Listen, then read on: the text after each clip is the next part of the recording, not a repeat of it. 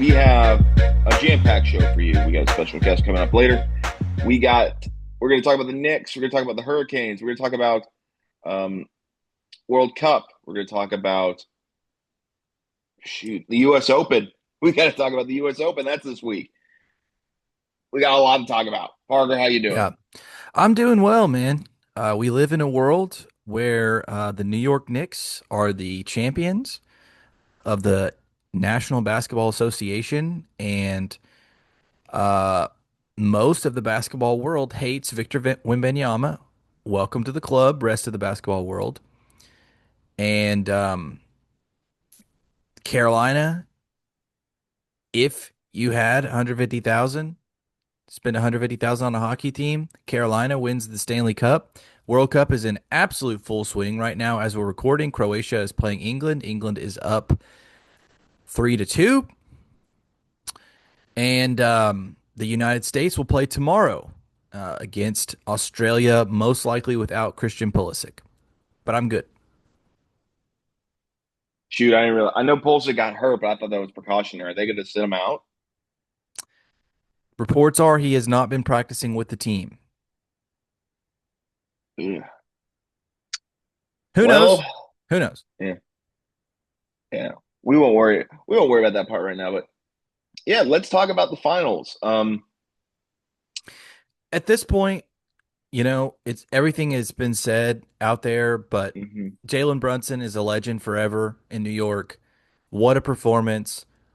What a hero effort from him, especially in that game 5 on the road. This New York Knicks team, I think, will be remembered as the team that only lost 3 times in the playoffs.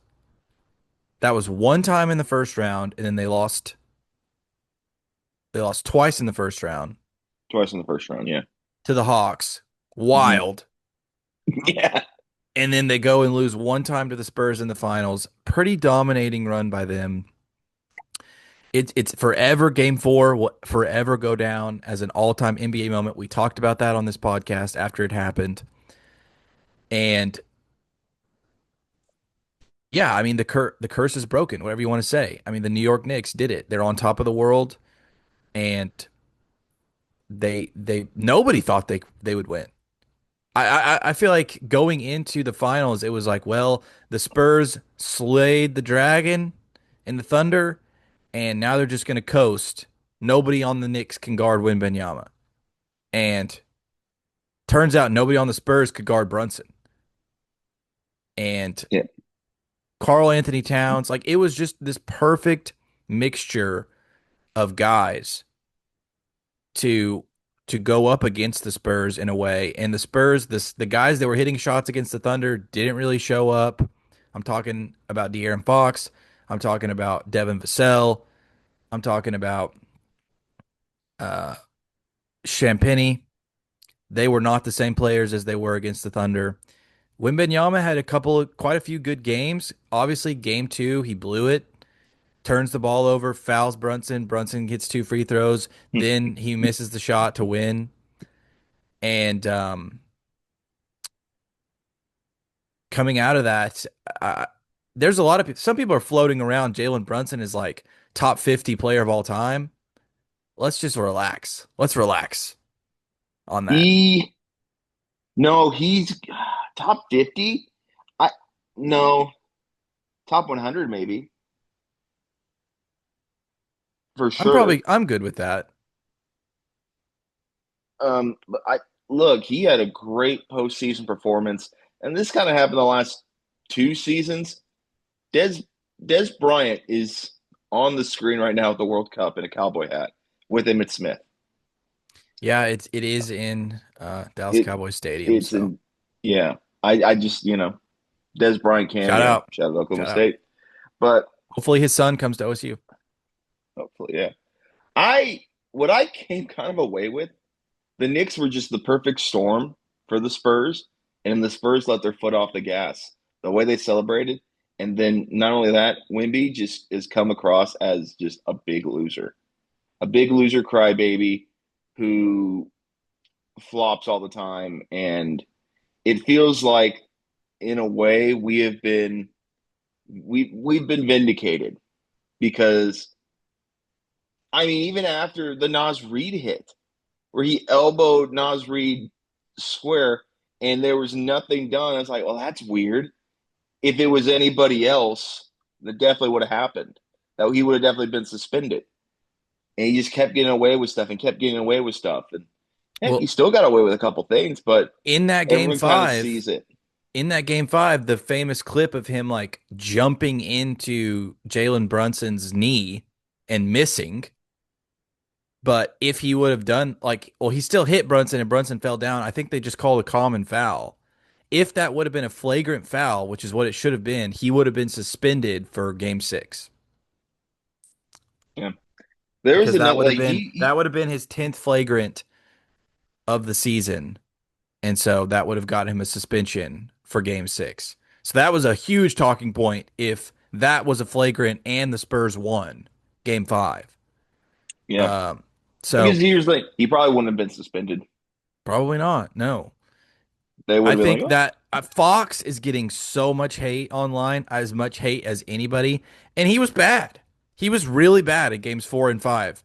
0 of 13 at one point from 2 point range. He just kept shooting long twos and kept missing, especially in game five. And Dylan Harper, what a performance in game five. That's going to go completely unnoticed in the annals of history. But he kept them in that game and he's going to be a problem going forward. And oh, no doubt.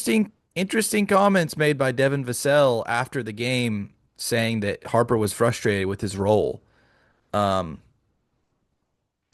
do we see maybe the Spurs kind of move off of Fox and put him in more of a bench role, and Harper starts at point? Who cares? I don't care. I hate the Spurs. I hope that they lose every single game. Um, but that's going to be a talking point for next season for them. And I will like to, the last thing I'll say about this is, well, no, it's not the last thing. Happy for New York. I hesitate to say happy for New York fans because they've kind of made fools of themselves with some of the stuff that they've been doing, but they have I mean, such are a you big, surprised? they Like have that was such a gonna big fan happen. base. They have such a big fan base. There's going to be a bunch of idiots. Um, Bing bong. and, but they've waited for so long.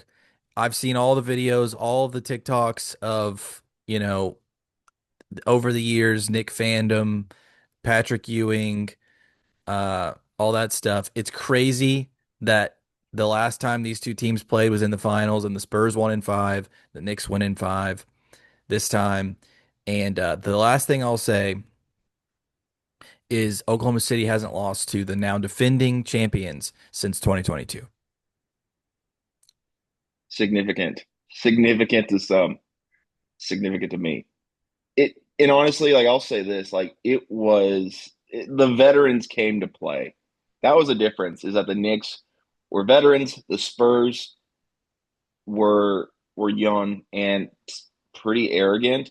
I mean, with the Vassell comments now, and I'll say this about Fox before we kind of move on to uh, this Lord Stanley.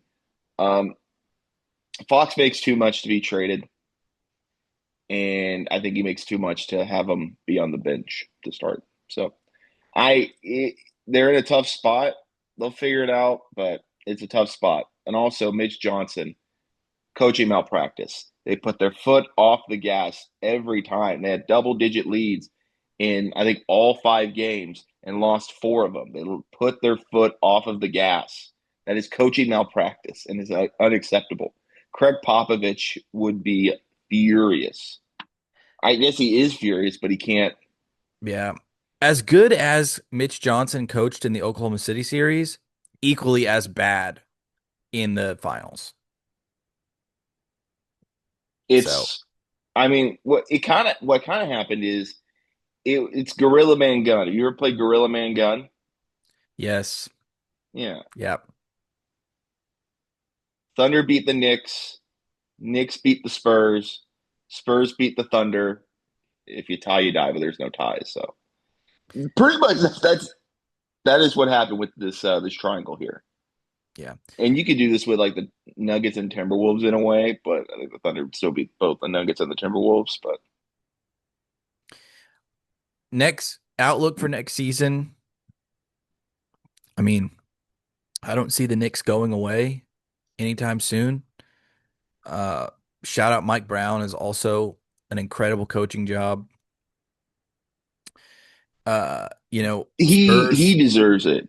yeah, He has been in every role. Coached LeBron in the finals, coached in Sacramento, coached with the Lakers. Like coach the a lot, Warriors. some of the stuff wasn't his Was fault. on He those had Warriors teams. on those Warriors teams. He's a big factor in that, and got the job done. Kind of got screwed out of Sacramento and landed in New York. First year, got the title. Happy for him. Yeah. No, it's a great story. It's one of the best stories. And now I believe it's eight straight different teams have won the finals. Um, and so if you want to look at it from the Oklahoma City point of view, y- you were down two guys. I think they're just going to try to run it back with J Dub and AJ Mitchell, and we'll see. I think that with those two guys, they could beat the Spurs and they could certainly beat the Knicks. So Yeah, we can Scotty healthy. kind of dovetail that a little bit into the NBA draft, which will be next week. Um, right now there's a lot of different reports coming out. It says so top three prospects are AJ DeBonsa from BYU, who Ian and I saw in person. It was pretty good. Darren Peterson from Kansas, much maligned, much talked about star, and Cameron Boozer, who has kind of shot up draft boards to me because there's a genuine conversation for him at number one, which I didn't think was even possible. The Wizards have the first pick, the Jazz have the second pick, and there's reports that the Wizards don't know who they're going to pick. Uh, and there's reports that Darren Peterson has refused to work out with anybody but the number one team, the Wizards. So, what do you make of that? What do you think's going to happen? I I mean, mean, everybody has talked forever about DeBonsa to the Jazz because he played high school in Utah, he played college in Utah, and now the Jazz have the second pick. part of me feels like that's what it's setting up for, right? But I think DeBonsa's the number one guy. And if there's been some stuff with Peterson, um, how much of a head case is he, and how much of a headache is he going to be for the Wizards? I think that has to absolutely be a factor. I think DeBonsa's the clear one. Um, Peterson and Boozer are interchangeable to me. Both are solid guys.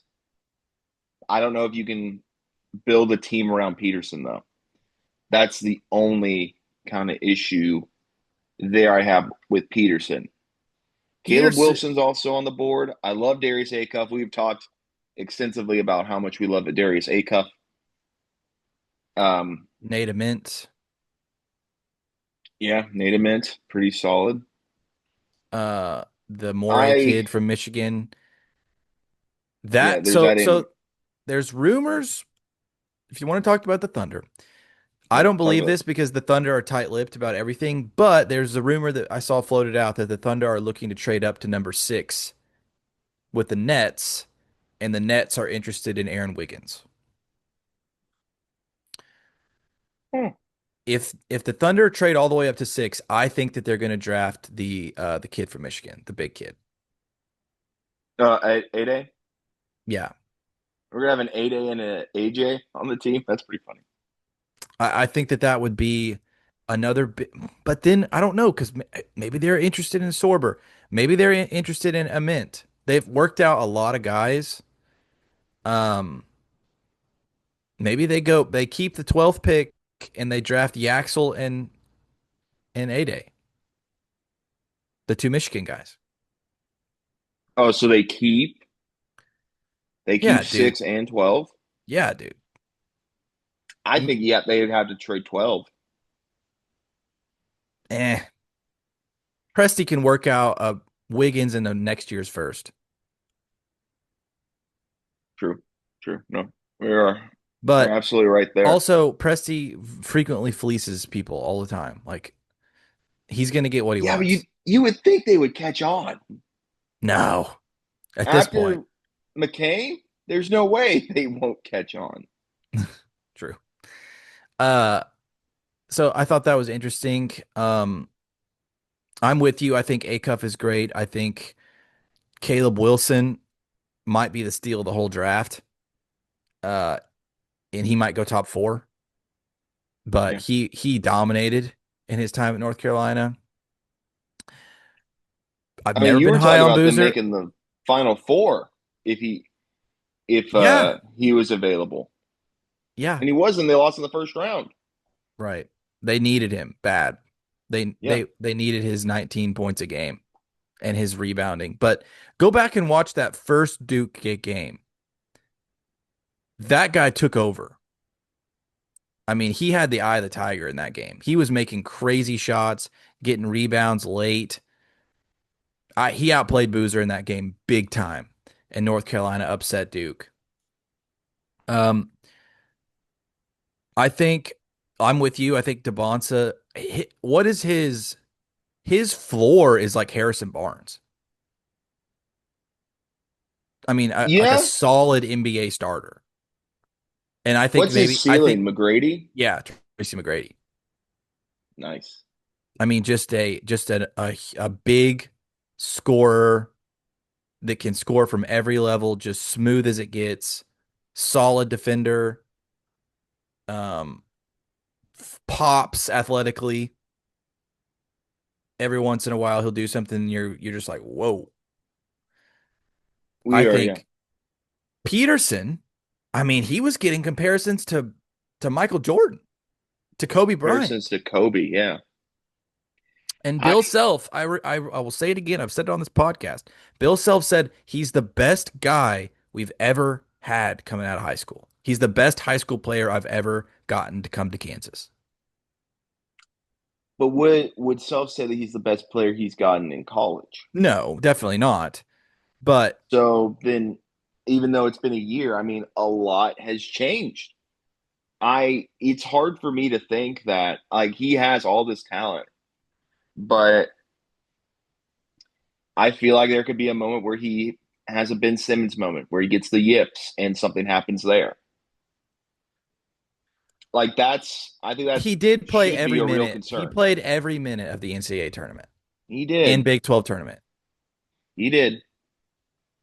But that stuff early, like, Well, now there's all this other stuff that's like I feel like he was rebuilding his reputation, and then now there's this stuff that comes out that he's like refusing to work out with any other team but the Wizards.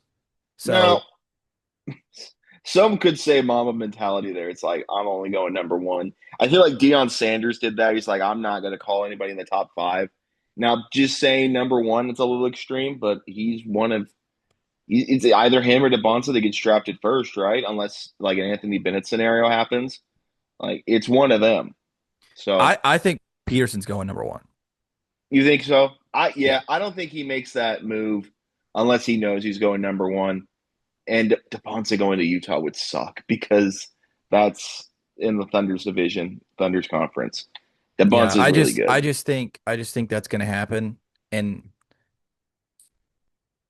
yeah, I think Peterson fits kind of what the Wizards are doing. They pair him with Trae Young in the backcourt, and you've got if anything, I think Darren Peterson's floor is a really good defender.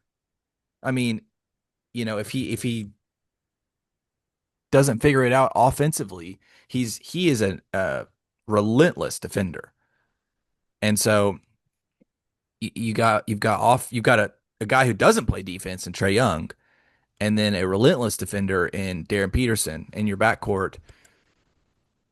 Pair that Would with you some say his floor is like rookie Cason Wallace? Is that a good comparison for him or no? yes, but a better shooter than Cason Wallace was year one, and also more Okay. athletic. He's more of a dynamic athlete. And Cason Wallace is a heck of an athlete, but Peterson will like put you on a poster. I feel like there's some John Morant tendencies there with him. I thought that too. It could just be the hair, but Oh, I wasn't even thinking about the hair. I just saw that he compared himself to SGA. yeah, I mean, I mean, you want to compare yourself to the best player in the league 2 years in a Exactly. row. Yeah. But I think if Peterson, if anything, if he's Kawhi, you take that. If he's Kawhi Leonard, you take that. Yeah, absolutely. Healthy. Kawhi. I mean, well, but all you, I'm talking everything. Oh, fair, Health, fair, fair. weird mental stuff.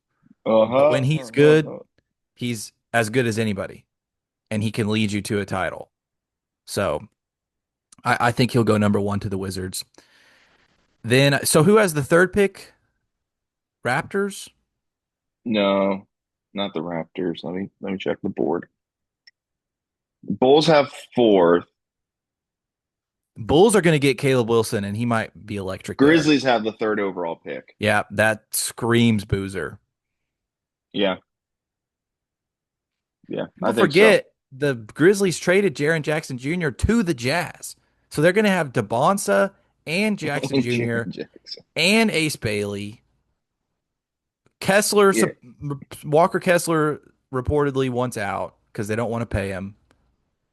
they still have Laurie Markkinen. Jazz are setting themselves up well if they get DeBonsa. Yeah. If they get Peterson, I mean, they're going to look really good too. Right. Well, he might be one of those people that's like, I'm not playing for you. He could. I could see them doing that. I could see him doing And that. if that point, I don't know what he does. Maybe he says, I want to play in Chicago. Who knows? That'd be something. But it'll be a really interesting draft. One of the better drafts in a while in terms of just star power and talent. There's going to be guys taking 7, 8, 9, 10. I mean, we're talking about the Thunder taking Yaxel at 12. If Yaxel was 21, he'd be a top 4 pick just based on his film and his tape and his stats. But he's older. He's 24.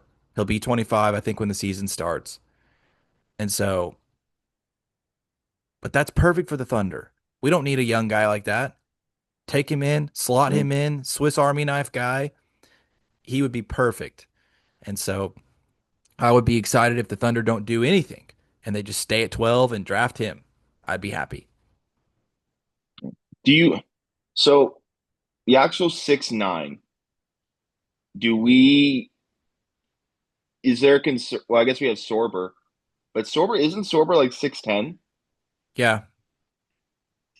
So then my question becomes, I think you can put Yaxel, Sorber, and Jay Will on the floor together. I think Yaxel is okay, that versatile. okay, Yeah. that's cool. Because I would say Addy Addy Mara is 7'3". I would love to have him too. That would be That awesome. would be no. That would scare me a little bit if I was a J Will fan if they draft It's your Morant. like Wimby stopper or whatever. No, I think Jay Will's gonna stay. I don't. I just it just He's in that Mr. depends. Thunder role. I just But I feel like that's more like Kenrick Williams. no, no. I think it's Jay Will. J Will's too good. He might be too good. Yeah, but he loves it here. But he also He, loves I'm sure he loves money. yeah, I mean, he are loves you it you're here. gonna leave tens of millions of dollars out there? Well, what probably happens is if they let Hardenstein go in a few years from now, I guess he's gonna step up. Jay Will. Chet muscles up. You move Jay Will to the four. Boom. Because I don't hate Hardenstein it. is what? I don't hate it. Hardenstein's I love 32. Jay Will. Hartenstein has one more season with the Thunder, and I don't think that it goes on any further after that. No, I think they're gonna like they're I know they're restructuring his contract. He's 28. Hartenstein? Hardenstein's 28. That's fine. I just I don't know. I don't see him staying past one more season. No, he love. I heard that he loves it here. I don't think he. Everybody loves it here, That's true. That's true. except for James Harden. Yeah. Abundance of talent. We got the abundance. We're the right now. It's the crying with the money. That's what's happening right now. And we're about to get more. About to get more guys. At least one more guy. Yeah. I think Presti's going to work his magic. It'll all work out. So 100%. Can't wait. Can't so wait to see what happens. That's next week. speaking of money, if you had 150,000, Hey, we did this before. The Carolina Hurricanes are Stanley Cup champions for the first time in 20 years. What an amazing series. First off, just an absolute thriller. And then Brandon Bussey coming out of nowhere, shutting out the Golden Knights in game 6. And I mean, playing for, I think, most of the series, stepped up big time. Just an incredible team, this Carolina Hurricane team, and an absolute smashing. Oh, bomb. England has scored again. It's 4-2. three Lions. Three Lions. Um, what a Stanley Cup playoffs. What a Stanley Cup finals. I, as a newly anointed hockey guy, I can't believe that I missed out on this my whole life. And I will do everything in my power through this podcast to rectify that and continue to support this sport going forward. There's never really a bad game, at least in the playoffs. I mean, how many games did we watch that were like close, overtime, double overtime? Very rarely were there blowouts. And there's There nothing was. more There's the there's 4 nothing nothing more game. electric than like a late goal to win. Every arena was packed and those crowd pops were something special. Hurricanes dominated. They dominated most of the playoffs and they were the best team in hockey and they made it well known. What an absolute dog performance from Jordan Stahl, the captain in the Stanley Cup Finals. Throughout the playoffs, really, he was elite. And like you said, Bussy comes in after game one and just stands on his head for most of the series and gets a win for Carolina. Rod Brindamore, such a Canes legend. He captained them when they won 20 years ago, 23 years ago, 20. 20 years, 2006. 20 years Mhm. ago, he was their captain. Now he's, as the manager, leads them to another one. What a story. What a team. Knights look devastated. After that, you lose on your home ice has to be tough. Seeing the other team celebrate in front of your fans, um, but nobody really expected the Knights to get there with the interim coach. Shout out Tortellini. Thank you, They did Torlani. let him go They after. announced their new hire. So um, what a run by Pretty the pumped about that. Knights. But in the end, my mind was going to Carolina. I think a lot of people thought at the like when we were getting to the Stanley Cup, a lot of people thought it would be maybe Carolina and Colorado. Because the Avalanche, they won the President's Cup and they had looked dominant all season. And the fact that Vegas like went in there, swept them was unbelievable. And credit to Carolina, kept their foot on the gas. They had a reputation a little bit for choking. They hadn't won like an Eastern Conference final game the last like 4 times they made it. And they went in and they won in 4. Or they won in 5 in the conference finals after losing the first game. So they won 4 in a row. It was an incredible series. Congrats to Carolina. Congrats to Raleigh. Just an incredible series, and I can't wait to watch more hockey um, Hmm. next season. Yeah, and so next year, they'll probably bring back the uh Nations Cup because there's no Olympics. Please, please, I need it. The Four The Nations. four nations, yeah. Oh, I need it. Need it. I mean, that's really And then, what kickstarted our fandom is the Olympics this year. hmm Shout out to the US. We own hockey. We're a hockey country now. And there's going to be a lot of like interesting storylines in the NHL offseason. Austin Matthews, is he going to stay with the Maple Leafs? Through possible collusion, the Maple Leafs won the NHL lottery. And so they are probably going to draft Gavin McKenna, who maybe convinces Matthews to stay. Um, they just there's a hired a bunch head of coach, and Matthew Kachuk. Where's he going to go? Or sorry, Brady Kachuk. Where's he going to mhm. end up? So there's all kinds of storylines going into the offseason. What about McDavid? I mean, that could be the Yeah, biggest. Is McDavid ready to move on? yeah. What are they? Yeah. What I guess what are the candidate teams going to do? Really, I think we're going to be looking at the Maple Leafs. Going to be looking at the Oilers. I think it's going to be interesting to see how Vegas kind of retools everything. Uh, what happens with the new head coach? Where Yeah, I does don't. Tortellini go, if anywhere? Yeah, I Uh, don't know if Carter Hart is the answer in goal for the Knights. yeah, I I think think he's they will. average. Yeah, they will have to. They will have to consider moving on from him just because. Which a lot of the Vegas games were super thrilling, but it was not because of him.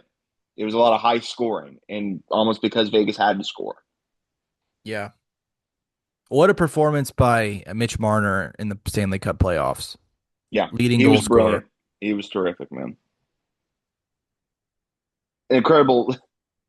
I mean, the double overtime game where they were up 4-0, and Marner just dominated in that second period, and then Carolina roars back, and then Vegas ends up getting it done. Just an incredible game. Hmm. And I mean, the hockey was so good this season, and the hockey will be good next season. And I want to make a goal. Okay, we need to go to at least one NHL game next season. Deal. I'm down. We need to make it happen, and we need to Go watch the Stars.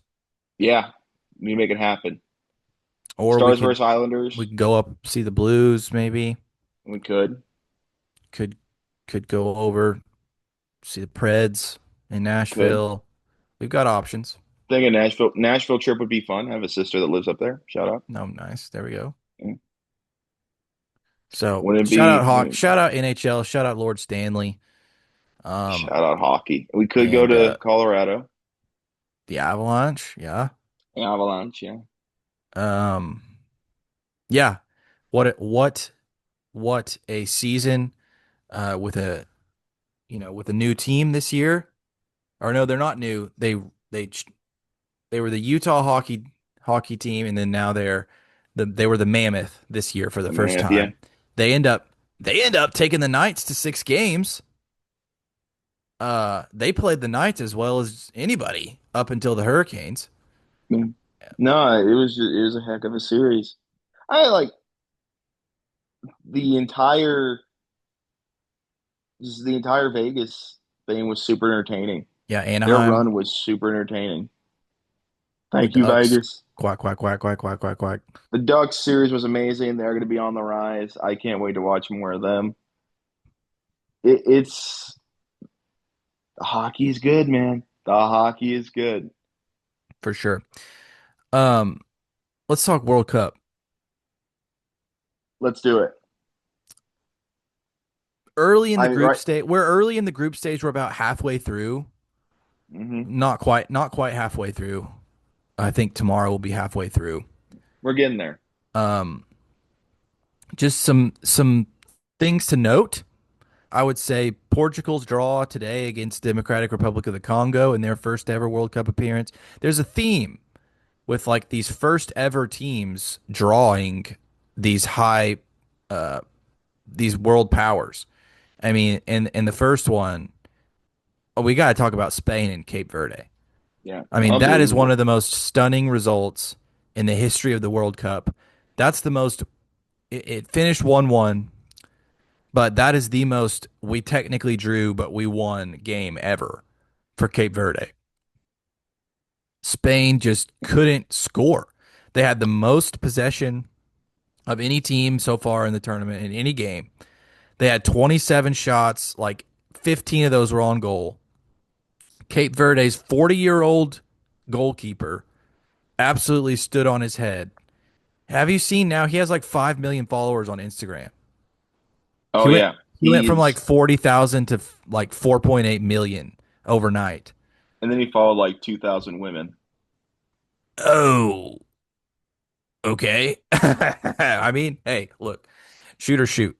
He's Even though he's a single. He goalie, must be single. even though he's a goalie. So He's we getting them had shots that up. we had that result.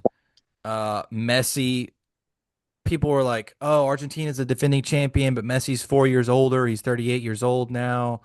How's he going to play?" All he does is get a hat trick against or against Algeria Nigeria. last night. Could have had four. One was called back for Yeah, offsides. And I mean, and we see today a huge game yeah, in England and Croatia. England wins 4-2. They Thomas Tuchel's new system. A lot of criticism as to his selections of the team, but man, it looks like he selected the team for the scheme and not just who was individually great players. And they looked really solid against a good Croatian team. that was bars. Thank you. That was bars. Yeah. Um. Yeah. I Croatia was my dark horse, so I was rooting for They're them a still little not bit. out of it. They're not out of it. Yeah. Croatia's No, a they're good not out team. of it, but there's Ghana now. and Panama in the group are pretty Yeah. good. I mean, we There's a said this was ceiling kind of though. this was a group of death. Um, I mean, Luka Modric is 40, Yeah. and he's the. I mean, he did not play well early in that game, conceding the penalty to start, turned the ball over, which almost led to a goal early. So, I mean, you see their age for sure with Croatia, but I mean, it was 2-2 going into halftime. It was. Game just ended. Game just ended. Tweet, tweet, tweet. Tweet, tweet. Jolly old England. Yeah, they got job done. Yeah, and Ronaldo does nothing. It's And coming not home. that our opinion matters on the Messi Ronaldo debate. It's Messi. It's not close. Pinaldo. Ronaldo. But yeah, just incredible. It's been a lot of fun. The World U.S. Cups. U.S. plays We play tomorrow against Australia. Australia. Australia Hoping with Pulisic a plays. crazy result in their first game against Turkey, winning 2-0. That puts Turkey on the back foot for the rest of the group stage.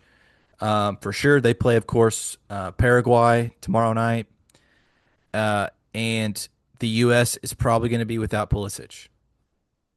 I Oh, don't see. I don't think he's going to play. they sit him out. You think they sit him out this game? Yeah, I He do, and plays I think the that rest they'll of the way. struggle without him. I think they're going to struggle without him. But maybe you replace him with Gio Reyna, who scored the amazing Trivela goal, and I think he does some of the same things.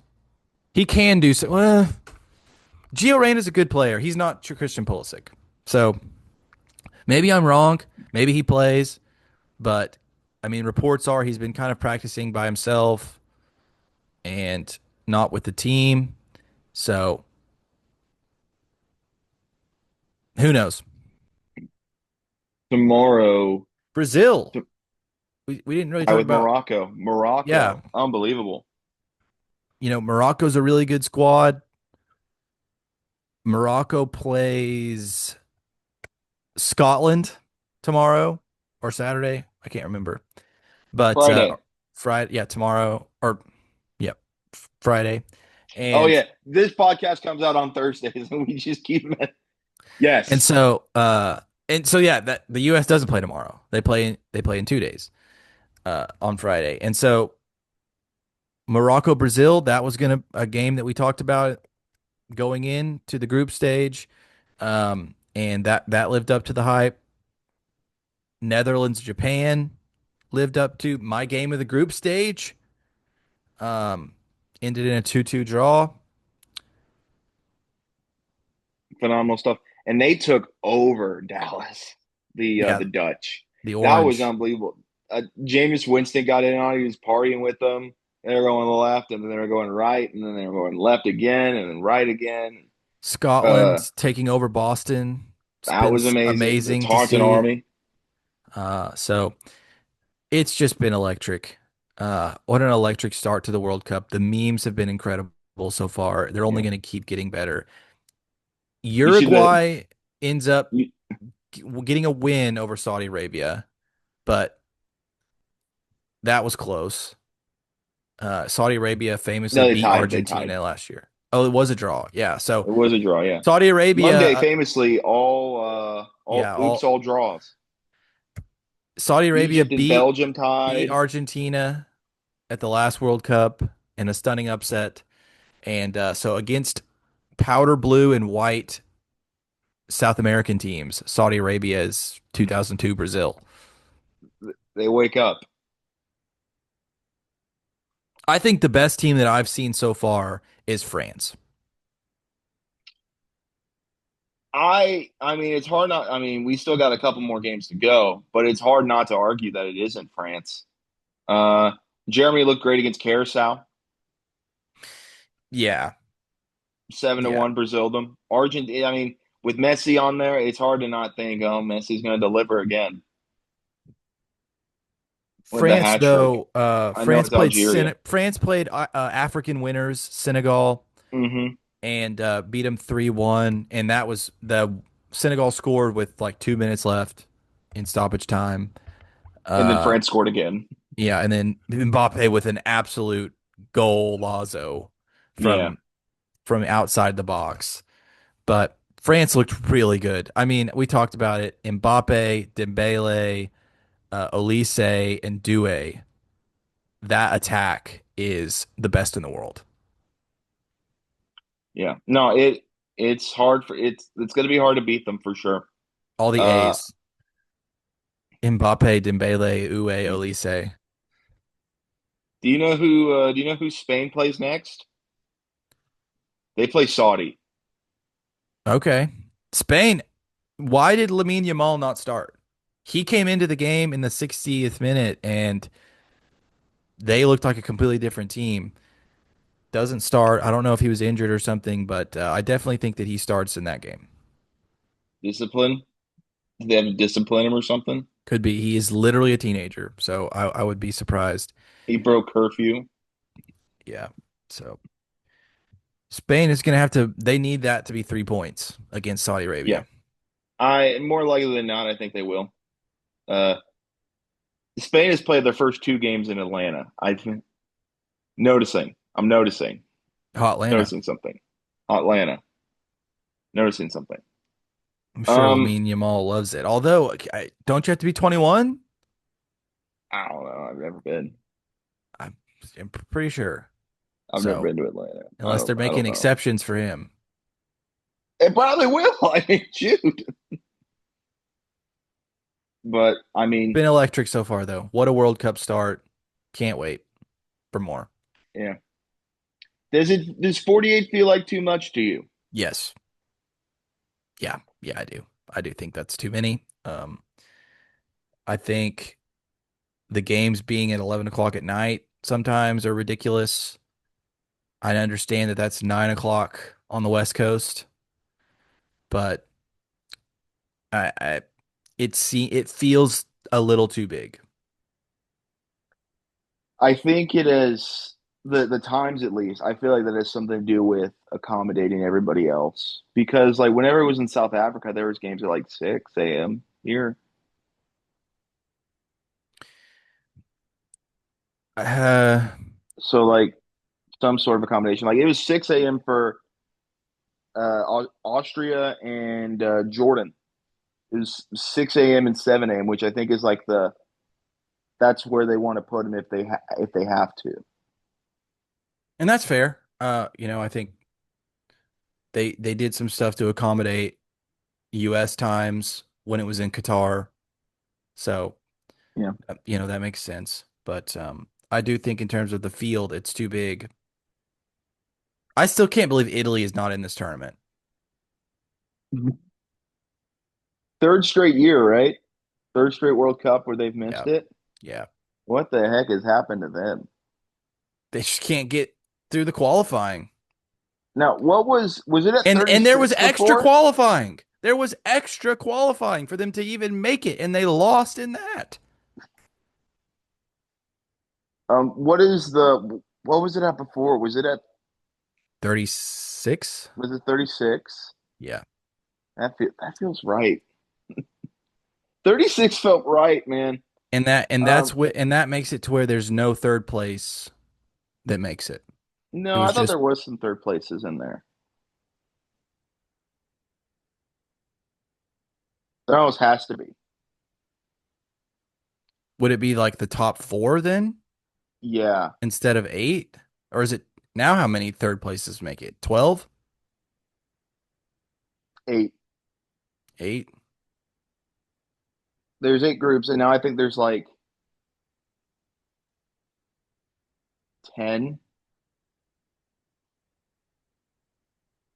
There's 12 teams that aren't going to make it. Yeah, and then for So that's just embarrassing. yeah. If you Oh don't no, make it if you're was not only first and second that made it. It was only first and second that make Yeah, it. that's what I thought. For less. Yeah, yeah, you're right. My bad, my bad, my bad. That puts that's a lot of heat to put on you to try to be in the top two in the group. Now it's just kind of like, Yeah. well, But well, then we got to get in the weird tiebreakers and the goal differential and just all that. I mean, you Kind of don't want to crazy. put yourself in that position, but I mean, there's going to be some not great teams advance. Yeah. What if they did? Norway looked great, by the way. Holland, Yeah, Norway looked amazing. They were spectacular. What if they went to 42 instead of 48? You go from 42 to 32, I guess. I'm Um, down with that. I'm always down to shrink if it got too big, but they'll never do that. yeah. Well, okay, so it had to have been There at seems like there's 32. so many like African teams, like Middle Eastern African Yeah. teams that aren't good. I Well, don't they know how have that to. happened. I know how it Yeah. happened, but I mean, we've got Qatar, Saudi Arabia, Iran, Iraq, Algeria. That's That just off the shocked top of my Algeria. head. That's just off the top of my head of Middle Eastern teams. No is Turkey, no Israel. Israel's been in the World Cup before. Um, I think. Uh, that's kind of one of the things that I'm just kind of like, wow, there's a lot of Middle Eastern teams that are just kind of cannon fodder. Not all of Yeah, them. but I Not mean, all of they them. have if it's a World Cup, like they have to be included. So, like, you Right, know, and they all have their own, like the US is in CONCACAF. Like they all have their own yeah, uh association that they play in to qualify. And then you've got three teams this year because every host gets in automatically. So that's yeah, three auto bids. yeah. Um, Canada would not have been. no.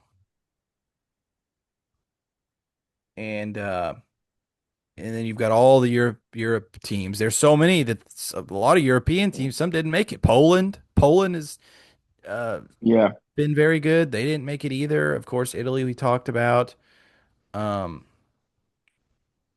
and others. There's other Europeans teams that didn't make it. yeah. No, I mean it's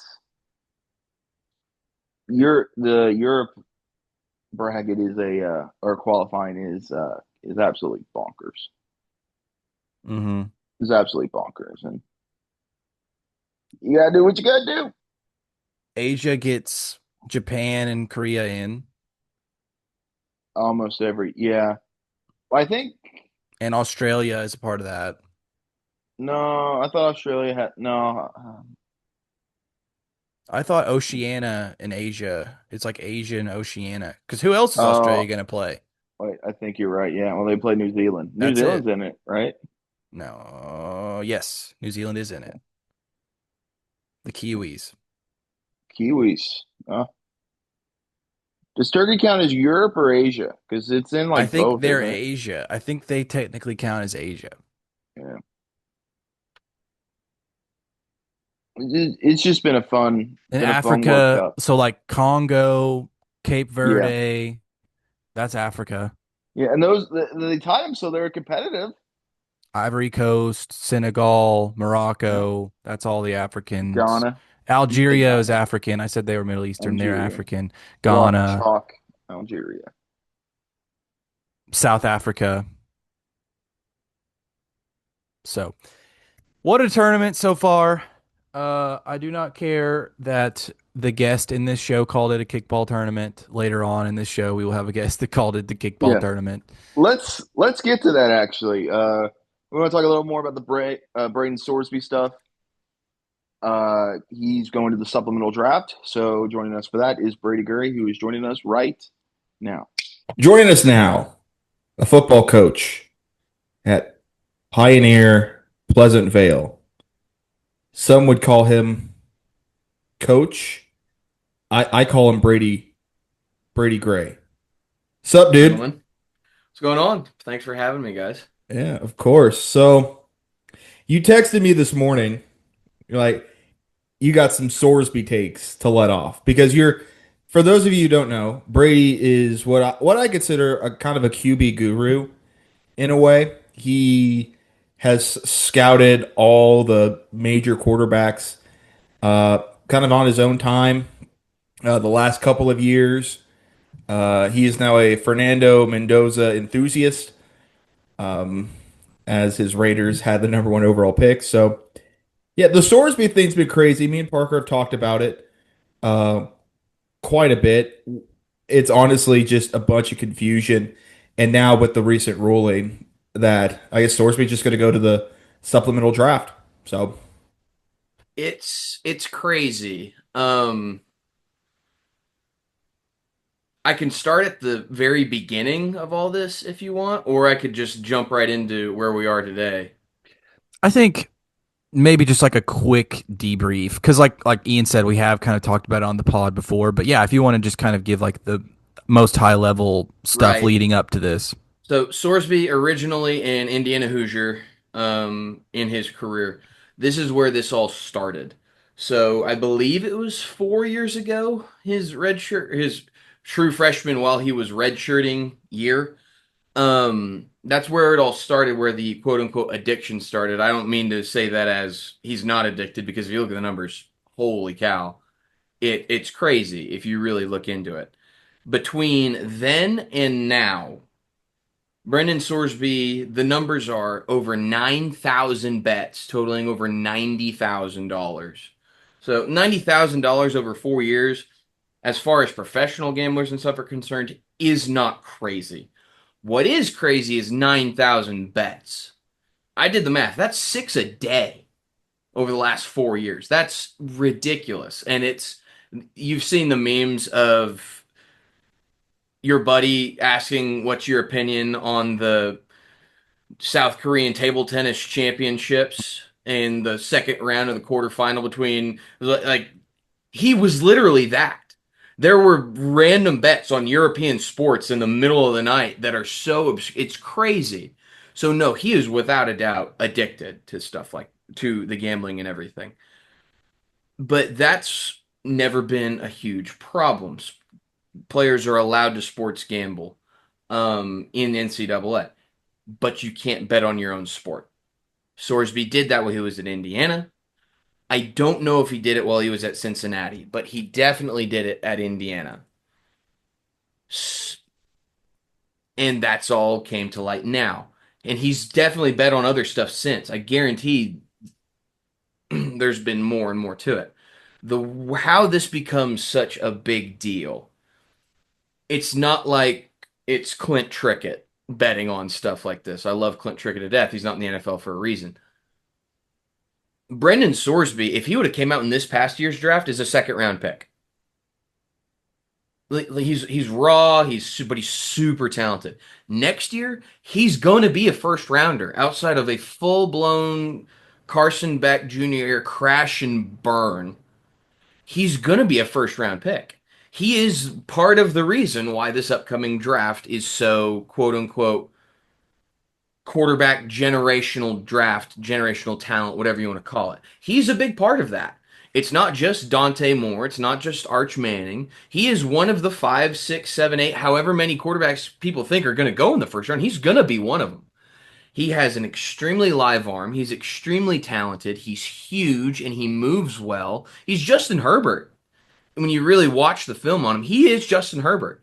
He's very Fernando Mendoza, less surgical, more fire hose, but he's the same kind of build, same kind of athleticism, same kind of power in the arm. He is without a doubt an NFL guy. I told you this morning, Ian, his floor is Drew Lock. That's the worst of the worst. A very, very good, very, very high end backup. That's what he is. And I think teams are more than willing to gamble on it. But no pun intended. Either way,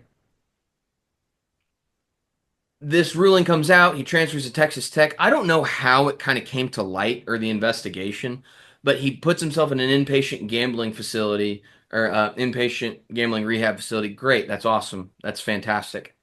But it really throws the biggest wrench ever in Texas Tech season. This lowers their ceiling exponentially because Brendan Sorsby is one of the 5 to 6 best quarterbacks in college football going into next year, especially from an NFL lens. But just from raw NFL or raw college football players, like he stacks up there with the high end college only quarterbacks like the Diego Pavias of last year, the guys that truly were elite college quarterbacks, even though they don't stack up in the NFL ranks. He was both. He was the best of both worlds. And this totally derails everything. That's why Texas Tech has fought so hard to get him eligible. There was the ruling from the non-Lubbock judge or retired judge that got him eligible, that threw everything into the fan, that got everyone to be the biggest haters of Texas Tech. Texas Tech didn't do any favors for themselves. The way that their coach's name is escaping me. Joey McGuire. Joey McGuire. Yep, Joey McGuire. The way that he has said things about it hasn't helped. The way that the Corey Campbells and people of the world for Texas Tech have talked about it, it's not good. It's not good at all. Ian, you and I both know you hire a PR firm for hundreds of thousands of dollars just for them to tell you to do one thing. Shut up. Just for them to tell you to shut up. And Texas Tech won't. They wouldn't. And so they 100% have everything to blame as far as themselves are concerned. It is because of them that this got so big. Then you had the Big Ten and the SEC and all these saying, we're never going to schedule a Texas Tech thing again. And everyone was like, whatever, who cares? They're not on the schedule this year. It's going to blow over, whatever. And then there's the ruling that just came out yesterday that the Big 12 is seeking a suit against Texas Tech because all the member institutions of the Big 12 are trying to get this completely nuked. Number one, in integrity. They're all going to say because of the integrity of the game, yada, yada. I agree with it. I really do. But if this was Oklahoma State with Drew Mestamaker, if this was Darian Mensah at Miami, name any high-end, if this was Dante Moore 2 years ago and he transferred to Oregon, any big-time transfer, and this sort of thing happened, everyone would be doing what Texas Tech did. And if you think otherwise, you're crazy. These aren't pure moralists. These are people trying to win. And as a coach, I totally get it. And in my opinion, people who don't, I totally get people that hate it. I understand that. But the people that say, I just can't believe that this, shut up. No, these are people trying to win. Trust me, decorum was thrown out the window a long time ago when the transfer portal was invented, basically. It's not 2002 anymore. All right? This is just what it is. Plus, we're in an era where every other ad on every podcast or every sports show or every news broadcast is brought to you by FanDuel, is brought to you by DraftKings. Since 2018-19, that's all the ads that you get. It's on YouTube. It's everywhere. kids these days, people our age, people younger, I've got students that I teach that are in junior high that I know use Prize Picks, that I know use Underdog. They've shown me their bets. Like this, it's a different world. So the fact, everyone that thinks that this is a huge deal, yes, it is, but it was only a matter of time. It's been happening. Kayshon Boutte's on the New England Patriots. The reason why he left a year earlier than everyone thought he should from LSU, is because he didn't want a lawsuit on his hands to become persona non grata, become nuclear, because he was betting on LSU games. That happened. He hasn't gotten a lick of anything from the NFL or the NCAA, but that was happening. I guarantee Brendan Sorsby's not the only one. There's probably dozens, if not hundreds, of primetime, high-level Division I college football players betting on games. Maybe they're not betting on their own games necessarily, but they're betting on games. And anyone that thinks otherwise is, I think, completely naive to this entire landscape right now. Well, the problem Yeah, was that he was betting on games. That was the sole problem, is that you his cannot own do games. that. His own games. His own games. I Can't do guarantee that. he's not the only one. And I agree with it. I agree with it completely. I'm 100% on board with you. Not even arguing it. I'm looking at this purely, and I probably should have led with this. I'm a big NFL guy. I'm looking at this purely from what is Sorsby as a prospect with this sort of thing. I'm taking the humanity out of it, basically. And I agree. It is 100% nuclear. Do not do it. But how naive are people really going to be? I mean, that does carry over though to the NFL, because like you're not allowed to gamble on your own games 100%. in the NFL as well. 100%. We see that with Calvin Ridley. 100%. But no, I think like you said, the reason that it became such a firestorm of media wise is because in my opinion, the original what Texas Tech first came out with was, we're going to get out ahead of this. We're going to announce all of this in the same announcement, saying he's already been in an inpatient treatment facility and he's already completed it. And like it was like a month long, and he like, I can't remember if they started it and then they came back later, a month later, whatever. They were just, it was all in one big press I think block. they released it the day he checked in, because that is public information. And they were just like, because of gambling addiction. And then people started doing research, and they were like, well, now wait a second. He was gambling on his own games. And once he got out of the facility is when they were like, great, he's back at practice. We can't wait for this next season. And then all this stuff happened with the NCAA stepping in and saying, well, no, actually, we're doing a full investigation. As they should have. And we have determined that you are ineligible for life because you broke this rule, etc. And then they started to fight it, which I do think that there is definitely some truth to what you said about if any team would stick up for their guy. Every single one of them. And I think it's... Well, I mean, there's millions of dollars on the line. There's millions of dollars on the line. Whether it's, like you said, you know, this team for Texas Tech is worth millions of dollars because of the NIL and because of the transfer portal. And this kind of derails all of that. And that's not to say, you know, Texas Tech has a guy, Ian, I texted you about him, Will Hammond. Will Hammond. He played last year. He played great, but he's not Brendan Sorsby. Right. He's not. Which I'm surprised that they haven't put out a statement that's like, Will Hammond's our guy. Can't wait for Will. You know, fire up the Will signal. But the Will train. I think that is, for whatever reason, like you said, the moral high horse appeared in this situation. And I was scared for a second, because I thought that if instead of Sorsby deciding to go to the draft, supplemental draft, if Texas Tech would have doubled down and said, okay, bring your lawyers, we'll lawyer up too.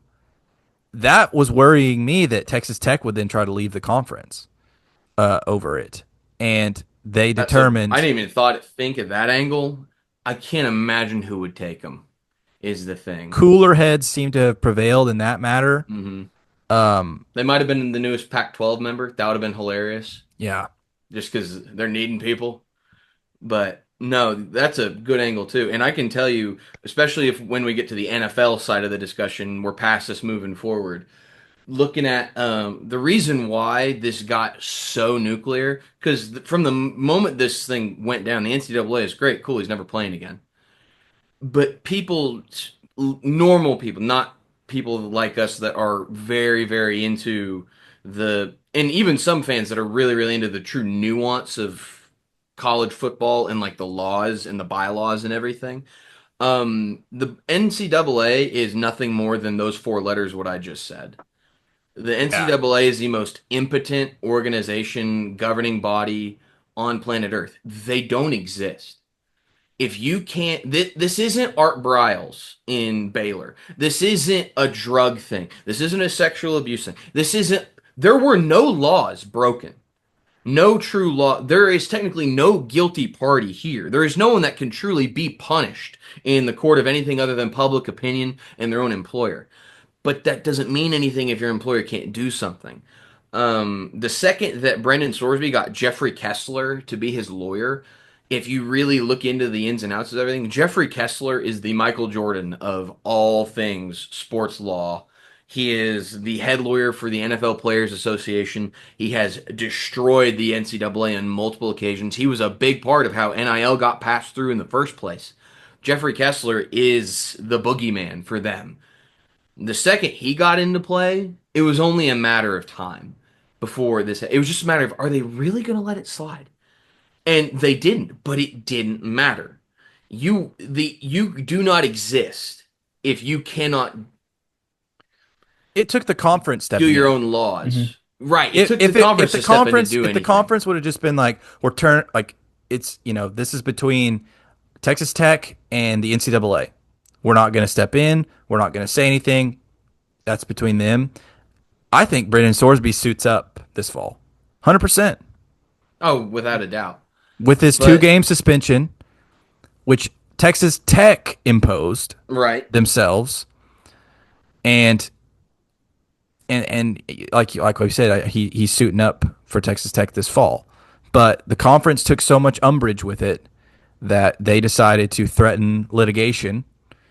And I mean, has that ever happened before? Has an entire conference threatened to sue one of its own members over a situation? I don't know of any situation like that. Nothing recent for sure. But And the other so side of it is, would they even win? Would they even win? There's I, no guarantees of that. And here's the other thing too. Can they even get the ball rolling long enough to get soon enough to get a ruling made in a true court of law that matters before the end of the season anyway? Yeah, Because in between those 2 points, you can't suspend him. You can't. That's just how our laws work. people would So people I speculated. commend Brendan Yeah. Sorsby in this whole. At the end of the day, I do commend Brendan Sorsby for saying, you know what, I'm just going to bow out. And this might bridge into the NFL side of the conversation. I don't think he does that this quickly because he had until, I believe, the 22nd to apply for the supplemental draft. And this is, what is that, June 16th? So he had a week. I commend him for this. The second that another hammer was about to drop, he said, "You know what? Thanks, Texas Tech. I don't want to do this to you anymore." And I can't imagine he makes that decision without knowing from his own agency, no, no, no, no. You're gonna be not only accepted to the supplemental draft, you are going to be 100% fought for. And if you guys want, I can explain how the supplemental draft and everything works if you want to, for sure. It's weird, but he doesn't make this decision without knowing that he's going to be on an NFL roster next season. So quickly, I want to say this. I think they had like a set date for Sorsby's like injunction, and it was in February. Exactly. It would have just played the whole season, and it's you like, can appeal to get that done sooner. mhm. And hell, the appeal for the whole thing making him eligible still hadn't gone through yet. So there was still a chance that we get to week 6 and it's like, oh, no, sorry, he's off the field. The appeal went through and the NCAA has won. And at that point, it does you no good if you're Brendan Sorsby. So he probably is making the best decision for him in his pro career for sure, which 100% exists already. I do think last thing I'll say in terms of college wise, like the NCAA could have, if they lose their appeal, he plays the whole season. Say Texas Tech goes far, and wins a bunch of playoff games, maybe even wins it all. The NCAA could turn around next season and strip them of all of that. And I Yeah, mean, but at the end of the day, they can't make him take the banner out of the stadium. Say, no, I get how people threaten that stuff. Like people are still threatening Michigan over their whole thing. Ann Arbor, Michigan, still claiming the 2024 Natty. There is no changing that. So at the end, they know they won, and I 100% understand your point. Yeah, it doesn't look great, but at the end of the day, it's kind of like how we talk about the NCAA is totally impotent. Who cares, right? Until there's a true commissioner of college football that can truly expunge them from history in a great way that also includes going back through media channels and everything, no one really cares at all. And even if that did happen, they still can't take stuff out of the stadium. They still can't take your yeah. rings. They can't take your trophy. What about the video that Texas Tech put out of all the different administrators like defending They, Sorsby? Are they going to take they that could not down? have handled it worse. They could Somebody not said I have can't wait for handled it episode 2 of worse. this podcast. Yeah. It was ridiculous. Yeah. And I like wasn't I watching any of said, that. people pay PR firms millions of dollars for them to tell them two words: shut up. Yeah. It doesn't make any sense to me. TCU I had a great tweet yeah. that was just like, I ain't reading all that. Happy for you. Sorry that happened. I was like, Yeah. well done. Bravo, frogs. I don't have anything else to say about the college aspect of it. Mhm. Mhm. Um, but happy to talk about, yeah, how does supplemental draft work? What does this mean going forward? What are some teams that are going to be interested in? Uh, Totally. yeah. So the way the supplemental draft works, it's rare. It used to be a lot more prevalent back in the day, but that was also back when the NCAA was the national communists against athletes, as Brian Bosworth once told us. They were the big bad boys in the room. They were the people that could really bring the hammer down on you. So you have to be eligible for the supplemental draft. What that means is you are not able to participate in the upcoming season of college football for whatever reason, whether that be academically ineligible, drug violation, anything that keeps you off the field outside of being in jail itself, whatever, team suspension, anything. You can't just be some free agent in the portal that said, well, no one picked me up, screw it, I'm going to the draft. You then have to apply to the NFL. It also has to be after the original draft window. Obviously, the draft has to have passed. So you apply to the NFL, you plead your case, whatever. They either approve you, they deny you.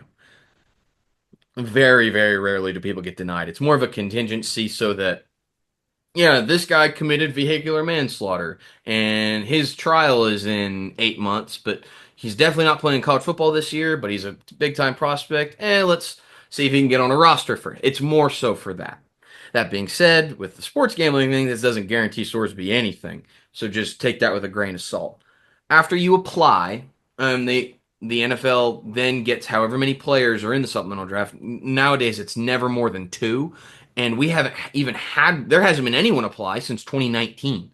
So before and after COVID is the timeline between the last one and this one that we are definitely going to be having because I cannot imagine that Brendan Sorsby doesn't get allowed in just because the NFL either you have the talent or you don't, and Sorsby has it. And no matter what high horse GMs and owners want to say they're on, they don't care. They want to win football games. And if that kid helps us win, we're going to make it work for that kid. So after that, they set the date. It's normally like the end of July before training camp or middle of training camp, something like that, when they have the actual supplemental draft itself.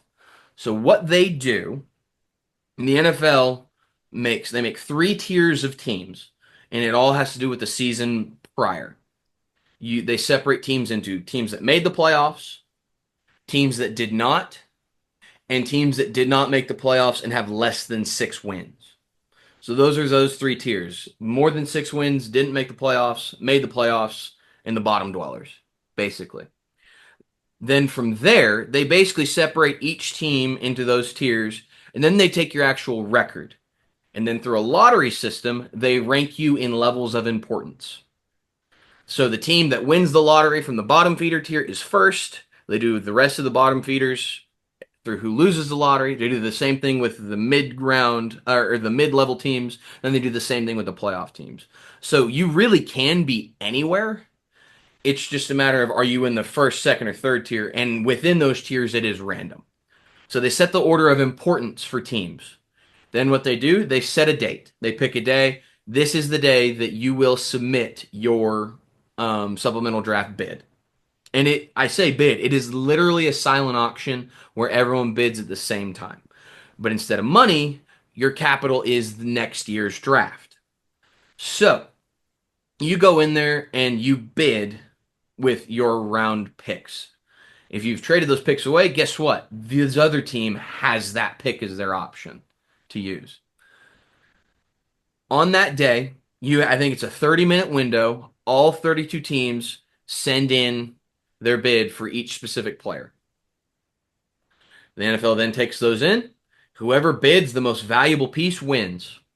If two teams bid the same round, they go by that level of importance tier ladder that they did. The team that's the worst team, the higher up on the list, the closer to the bottom dwellers, versus the other team, whoever's higher on that list, congratulations, you get the player. That pick is then burned and nullified for this next season. Whenever you'll look at the draft board the year after that, it'll say New York Jets, 46th overall pick, Brendan Sorsby, asterisk, supplemental draft 2026, is what it'll be. He basically becomes their second round pick next year, is if that was what happened. Because we don't know the order of the picks. We just know that wherever their second round pick is, they ain't picking there. They already picked their guy. They did it 6 months prior. And then Sorsby is then, or whoever, in this case Sorsby obviously, makes it to training camp, signs his contract. Congratulations, you're a part of the team. You're on the active roster.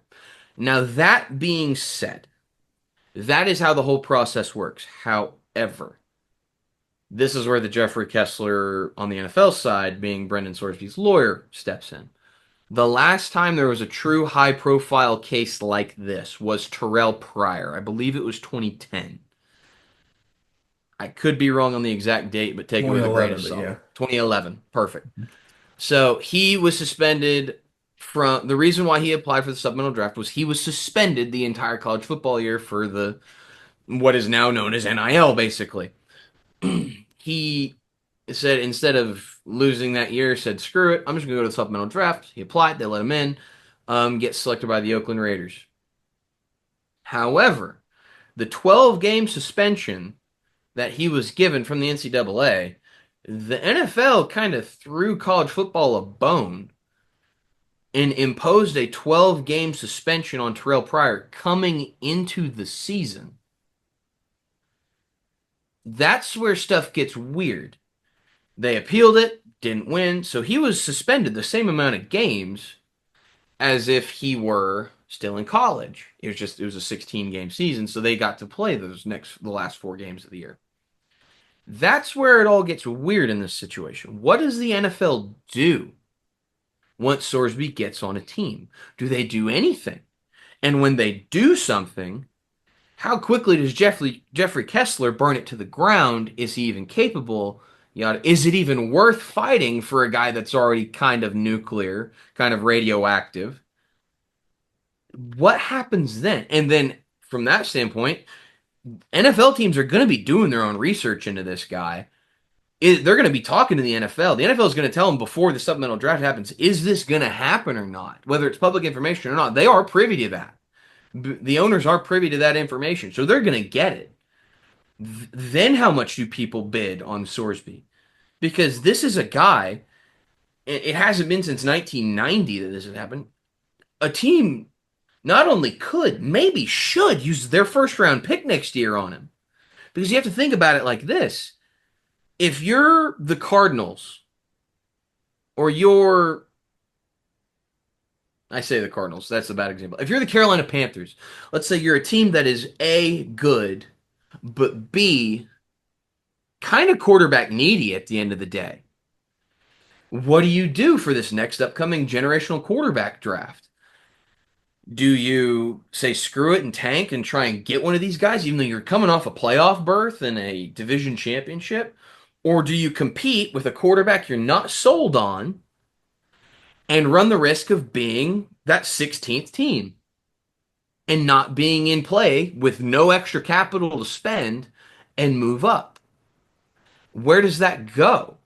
So what you would do is, you know what? Let's compete anyway, burn our first round pick next year, and guess what? We get a guy that could be the first overall pick. He is that talented at 28th overall. That's insane value. That is ludicrous value. It's just you're gambling, not to bring this all back together. It's very ironic that this is where the conversation's gone. But Well, that is a reality right now. couple couple things. First of all, great description of the supplemental draft. Yeah. I feel like I know all there is to know about it now. I studied up on it this morning, making sure, like, wait, this is right, isn't We it? appreciate that. We appreciate that. So quickly, let's run through. I will run through all the quarterbacks drafted in this past draft. Sure. And let's see where you believe Sorsby would have slotted in. I can already tell you, not to ruin your list, but let's do it anyway. First round, we had the number 1 overall pick, Fernando Mendoza. The 13th overall pick, Ty Simpson, went to the Rams. Then we skip all the way down to the third round, where we had Carson Beck went to the Cardinals, Drew Aller went to the Steelers. Fourth round, we had Cade Klubnik to the Jets. Fifth round, Cole Payton to the Eagles. Sixth round, Taylor Green to the Browns. And the seventh round saw Ethan Kaliakmanis go to the Commanders, Baron Morton to the Patriots, Garrett Nussmeier to the Chiefs, and then Diego Pavia went undrafted and is now on the Ravens. So where do you think Sorsby would have slotted into this year's draft? Where he would have, or where I think he should have? Well, this is like an offshoot to this question. Is he doesn't get to go through the combine. Exactly. He doesn't get to go through Private senior workouts. day, private workouts, none of that. So who knows? He may have skyrocketed up a team's draft board if he was able to go through that same process. So I guess it's no use to try to predict what could have happened through that. So I say, just based on his college tape, where do you think that he slots in? His floor, what I think would have happened, not my personal opinion. His floor is second round last year's draft. Easily. Because if you like Carson Beck, Sorsby was better. He was a better version of Carson Beck. Floor was the end of the second, late day 3, but he would have been the third quarterback off the board minimum. In my opinion, he goes 13 instead of Ty Simpson. Because that's a whole nother angle that I've thought about this. This was the thing that really put me over the edge. If you're the Rams, are you kicking yourself? We could have just taken a player at 13 instead of Ty Simpson and then just used our first round pick next year on what right now is being projected the 32nd overall pick on a better prospect potentially than Ty Simpson, who would have been a top 5 pick on our board maybe at 32nd overall the year after. So, and 100% Ty Simpson was a Sean McVay pick. I know they played it off beautifully. McVay 100% signed off on that. They were not on different pages. I don't know what you guys' opinion on that is, but I trust the stuff that I've read and looked into on it. They are very happy that they got to take Ty Simpson. Ty Simpson's not my type of quarterback. I'm a big arm talent guy. I'm a big, tall quarterback guy. And Sorsby is much closer to Stafford than Ty Simpson is. So in my opinion, he should have been the second quarterback off the board. And that being said, he probably would have gone which Ty Simpson should have gone later, even if you did have him as a first rounder. I did, but I didn't have him that high. That was a shock for me.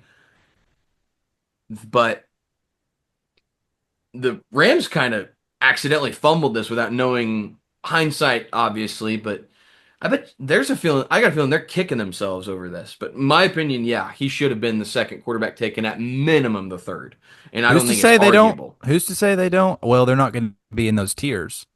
But Exactly. so they probably won't have a chance at him unless.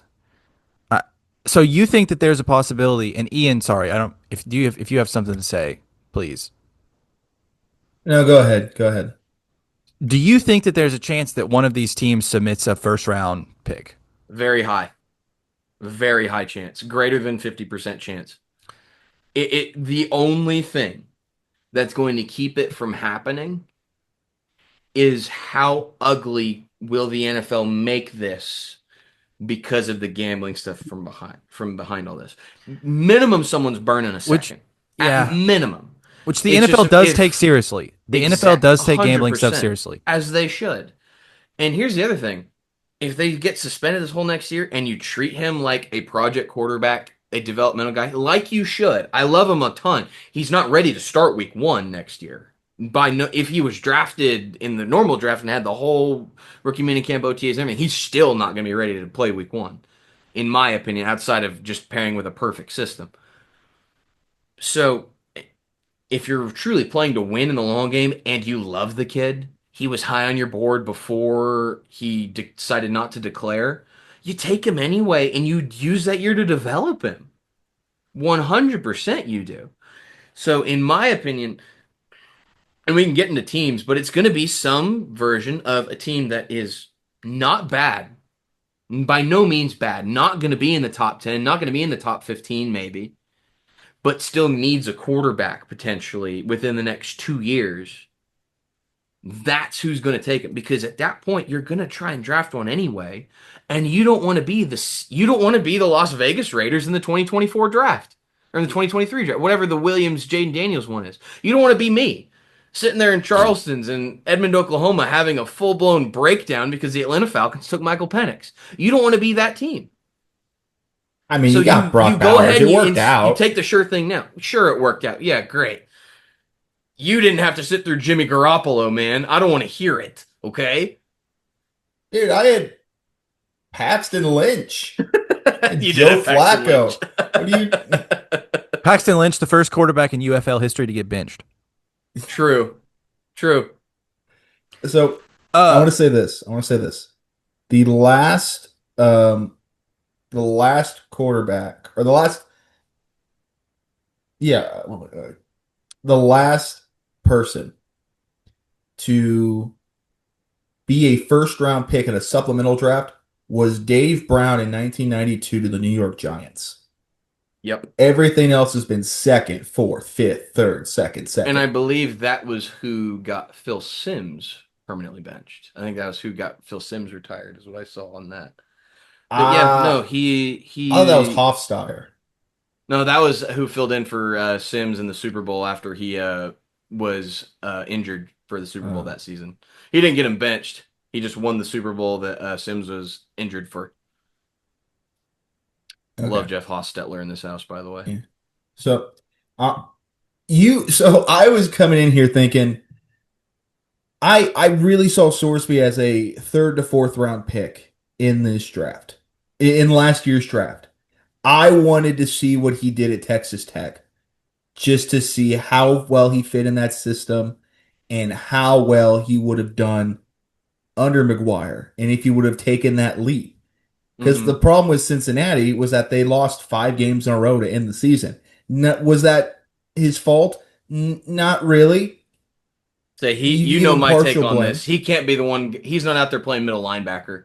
No, I know, but like, right, I'm looking at his numbers. We've been together up and down. We've talked long enough.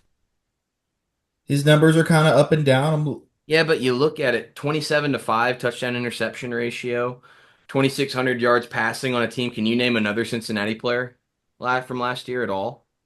I can't, and I watched the games. It's one of those things. He probably elevated them from a 5-7 team to the 8-4 team. But there's just some stats that I look at. I'm looking at his completion percentage. Like, he's had some really good games. He's had 15 of 15, 253 yards. He's had 388 yards. But he's also had a 69-yard game and a game where he went 11 of 33 against Utah, where he only had 221 yards. He had a game against Arizona where he only threw 154, 1 touchdown, 2 picks against an Arizona team that was pretty decent. The way I view Sorsby is that I feel like a third round supplemental pick is probably where I would see him go.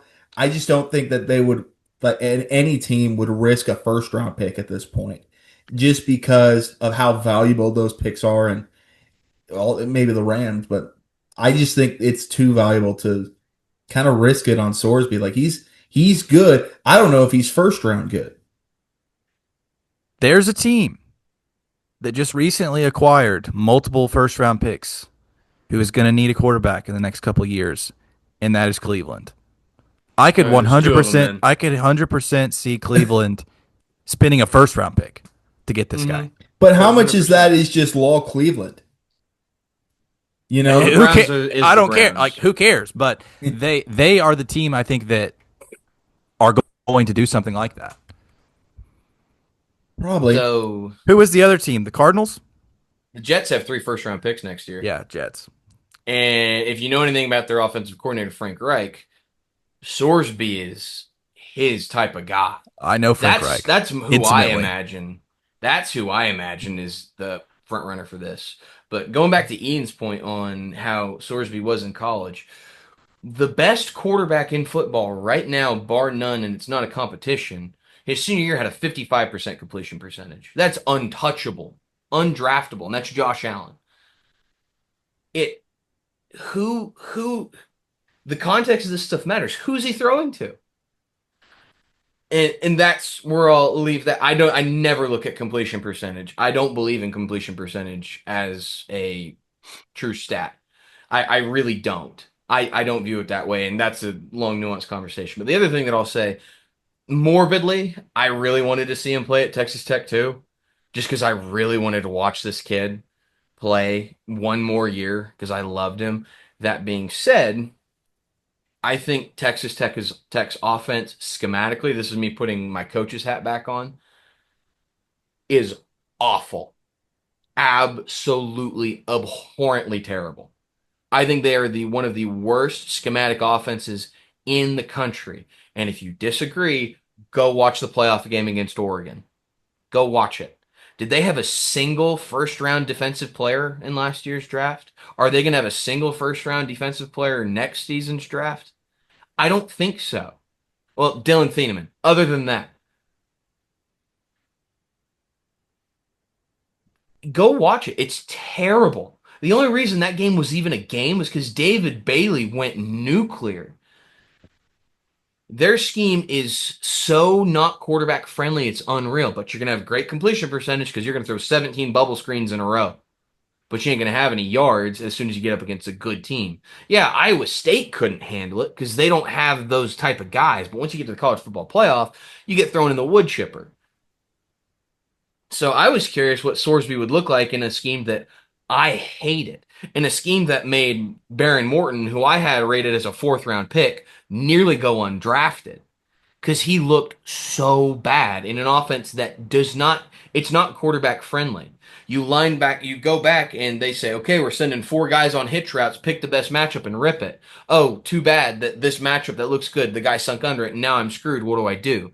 Well, let's just establish the run. You don't establish the run by handing off inside zone 24 times in a row. You and me have joked about Mike Gundy with that, Ian, whenever we were back in the newsroom. You don't establish the run with inside zone 24 times a game. That's why I was excited to watch him at Texas Tech. And that's why I think you would be singing the same tune going into next year, because there would be times that we would go and I'd probably show you some film, hopefully, if we got to sit down and do it. And you'd say, I don't think he's a first round pick. And I'm like, look at this window.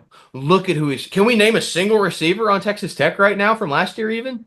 I can't. And I watched the games. They weren't that great, but they were good enough to get through a Big 12 conference that wasn't very high end talented either last year. They were very fun, but that's all it was.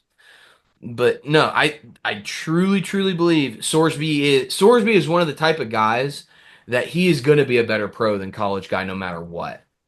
For sure. He is a true NFL type quarterback. He's big. He's a pocket guy. He can move around a little bit. I told you this morning, the guy I comped him to already was Dak Prescott, which is how he played. I think he could be better than that. I think he could be worse than that. He's volatile. That's the weird thing with Brendan Sorsby in this whole deal. He's volatile. He's very high risk. He's not very high risk, but he does come with risk, not only off the field, but on the field and in between the lines. But he also has top 5 quarterback in football upside. He is one of those few players where who cares what his completion percentage is? Look at number 17 in Buffalo.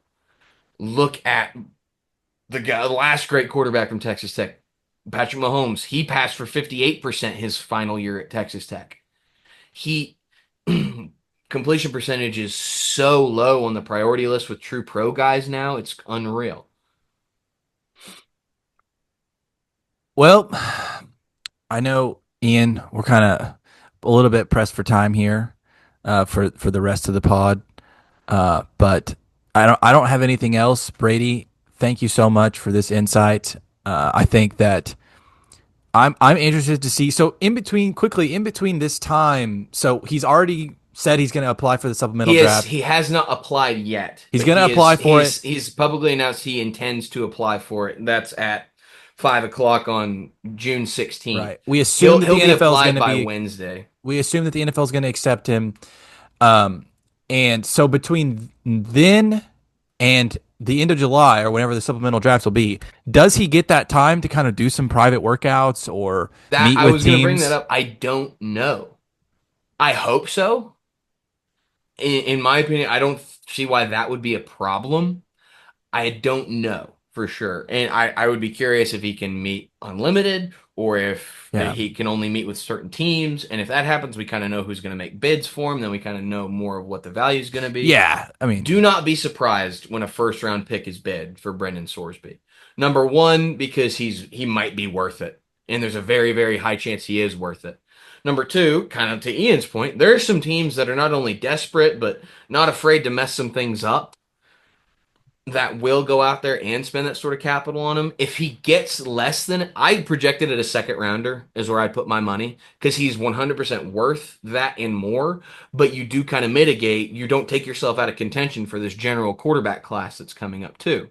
Just because you take Sorsby doesn't mean you still can't draft a guy next year. That's not horrible practice as long as you get the right guy. If it comes out less than a second round pick was bid, and it's a third or fourth rounder that wins Sorsby, know for a fact, if they haven't announced it, he's going to be suspended. 100% without a doubt, he's going to be suspended. Or he's going to have some issue related to the gambling thing that the NFL doesn't want to touch. So that's what's going to happen. It's those three options. Either someone's going to bid the first rounder and they're really going to be into him. He's going to be right at value at a second rounder, and it'll be whoever is higher on that list we talked about earlier. Or nuclear option has happened, and we really like the kid, and no one else is ballsy enough to spend any capital. Screw it, we'll give a third rounder. What's a missed third rounder anyway? On a guy that can be a franchise quarterback. Just real quick, my short list, Jets, obviously.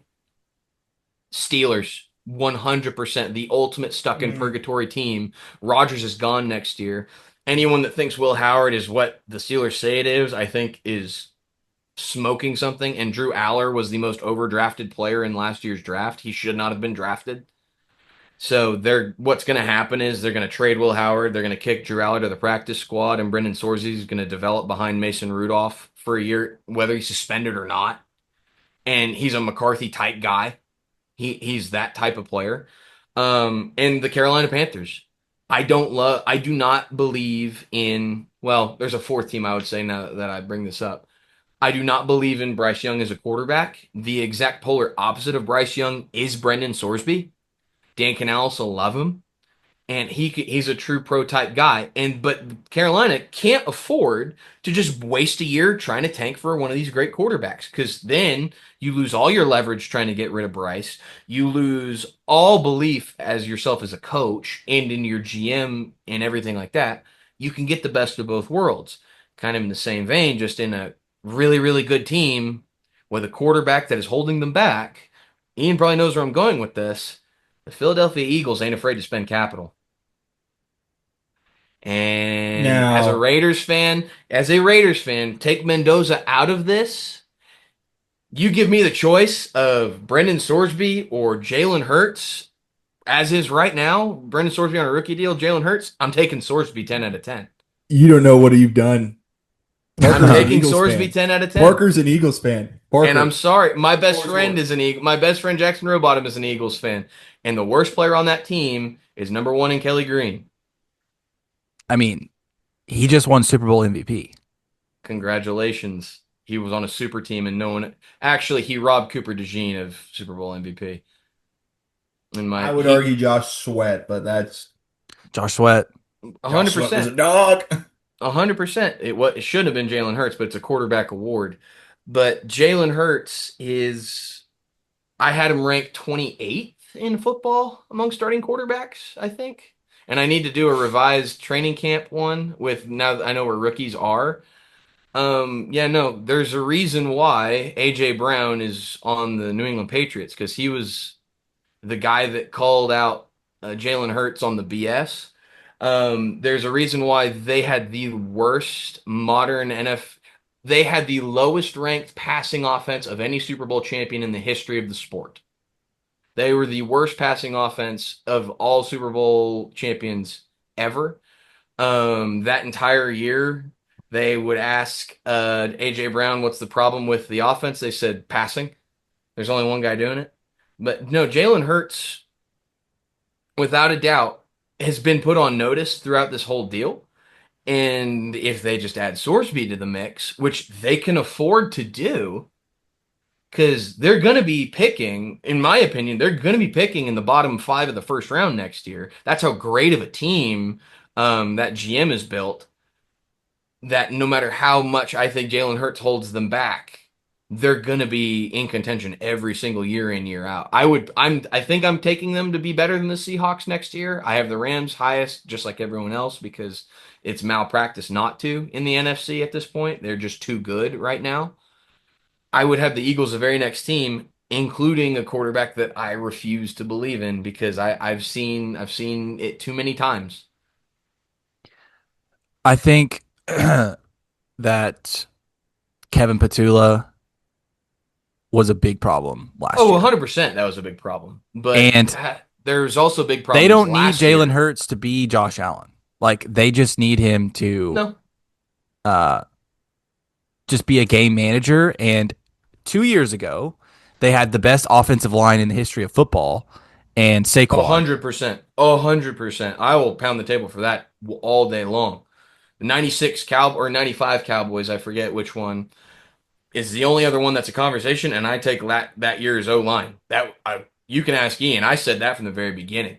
Yeah, and they were injured a lot last year. I mean, we lost some guys, so hopefully we'll yeah, we made some trades, made some draft picks to try to shore that offensive line up. Sure. This isn't we're not gonna take a dive down through the I'm more Eagles than happy to upcoming come next back. season. I would love we'd to. love to have you back for NFL preview for whatever. If Because, it wasn't for the tornado that came through, I would have been on Oh, whenever right. the Raiders took Mendoza. If it Right, wasn't for right, that, right. I would have Oh been there. gosh, yeah, that was a day. Holy smokes! but thank you so much, Brady, for coming Absolutely. on. And Where and can yes, the people find you? we will have you back on. Find me on Twitter and Instagram at Coach Bradie Gray. If you're in the northern Oklahoma area and you want to do any quarterback private workouts, check me out at Under Center Football on both of those as well. And in the meantime, gentlemen, until next time, a lot of fun. More than happy to do it again. We'll see you. Can't Yes, thank sir. you enough, Thank man. you. Thank you, man. All right. Thank you to Bradie Gray for joining us. He does not like Jalen Hurts. Oh, I don't think that made that was not recorded, that part. I think that was after. No, Maybe I not. thought we. I don't know. Either No, way, I thought yes. we had that. I thought we yeah. had that. He is not here anymore as we record Yeah. to defend what I would have to say to that. That's a ridiculous take. And we will have him back on at some point on this podcast to talk more about quarterbacks, to talk more about NFL football, college football, etc. Thank you so much to Brady for coming on and talking about that. His explanation of the supplemental draft is really all you're ever going to need. If you're interested in that, he broke that down incredibly, as well as Sorsby's case and his viability as an NFL quarterback. Remind me the next time we have him on, we need to have a quarterback list. You make a quarterback 100%. list, I make a quarterback list. He'll have a quarterback list. And Yep. So let's talk about the U.S. Open. We got some golf happening up in Yep. Shinnecock. Shinnecock, right? Yeah. Hmm. Yeah, Famous course where as we're recording, it starts tomorrow. Scotty Scheffler going again for the career Grand Slam. He he's of course won the PGA, the Masters, and the British Open. I think that he is going to do well in this tournament. Um, but if I had to pick somebody, we've gone through for the majors. We've picked a dark horse and a winner. I'm just going to jump out ahead and I'm going to pick Scheffler to win. And my dark horse is I'm going to say Brooks Koepka. he won it here in 2018. So I was also thinking that too. I feel like he's not getting even people aren't talking about him for this. And he's a two-time US Open winner and a three-time PGA winner. And he did win at this course the last time that it was here. You can have Yeah. Koepka. You can have Koepka. I'll pick a different dark No, horse. no, no, no, no, no. You can, no, you can have Kepka. Also, I don't think there was a rule that we couldn't do both. Um, I'll look through the odds now. Kepka's odds are 30. This is according to DraftKings, not a sponsor. We're just looking at them for ads. Bet responsibly, unlike Brandon Sorsby. Mm. Plus 32.33. So 3,233 are his odds right now to win. It's a tough course. What was the rule that we decided for odds when it came to dark horses? 50 to 1 and up. I don't remember. Yeah, I mean,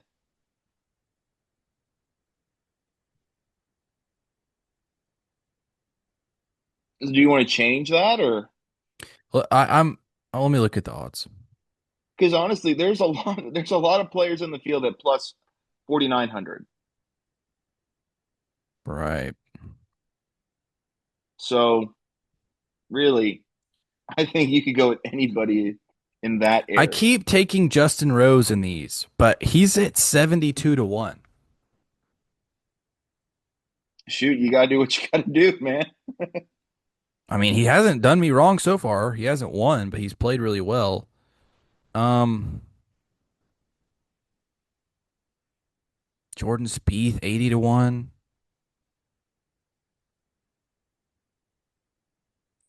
Tyrrell Hatton is my dark horse. He just won on Live. He comes into this tournament hot. He's 44 to 1. That's my dark horse. All right, all right. I don't love picking Live guys, but yeah. And then I mean Scheffler, he's the number one. I mean, he's plus 450. Yeah. Uh, I mean, Rory's right there. where'd you get those odds at?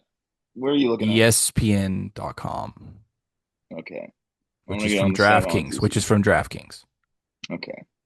Because I think it said Spieth was 49. Yeah, it says Spieth was 4,900 on here. So we got odd miscommunications or something. I don't know. JJ Spawn won Yeah. last year at 150 to 1. This Did. year, 150 to 1, Gary Woodland, former US Open winner. Throwing that out there. I was thinking about Woodland, but I think he's also at 4,900 on here too. I JT got a lot of guys. Poston just won on the tour a couple weeks ago, 130 to 1. Your I guy. will. Oh no, You go know ahead. what? I was already looking at Woodland. I'll go with Woodland here. Gary Woodland. Nice. Shout out. He's from Kansas, so he's probably going to Rock Chalk Algeria too. And then winner, I think keeping it simple, Chef. I'm saying Chef. This is Yeah. going to be a tough course, but there's anybody who could do it, probably Scotty. If not him, Tommy Fleetwood. He was the runner-up Tommy Ladd. in. Yeah, Tommy Ladd. He was the runner-up in when Kepka won. So if you got Kepka as a dark horse, England winning just gives him the boost he might need. yeah, Tommy Ladd, might be coming home. for It sure. won't be coming home. No, it won't. France is winning this thing. Uh, that's all I've got. U.S. Open, Shinnecock, a historic. I think it's the first golf course in the U.S. Is that right? I'll fact check that. I don't know. I think it is. I think that's what they claim. In Long Island, One of it the is often cited as oldest. the first U.S. Yeah, golf clubhouse yeah, yeah. in the U.S. So it's historic in that regard, and what a great venue for golf. It should be an awesome week. What a time. We're coming out of NBA, we're coming out of NHL. We enter into a World Cup, we enter into a US Open. Baseball's still going strong. Yankees dominating, no big deal. Without Aaron Judge, might I add. Um, and good time to be a sports fan. Rangers in the mix, one game back of the wild card. Where They does the figure it World out. Cup That'd be trophy cool. quickly rank in terms of trophies? I think it's electric. It's a great trophy. I don't think I have it above the Stanley Cup though. It's prestigious looking. It is prestigious looking. I think it may be Stanley Cup followed by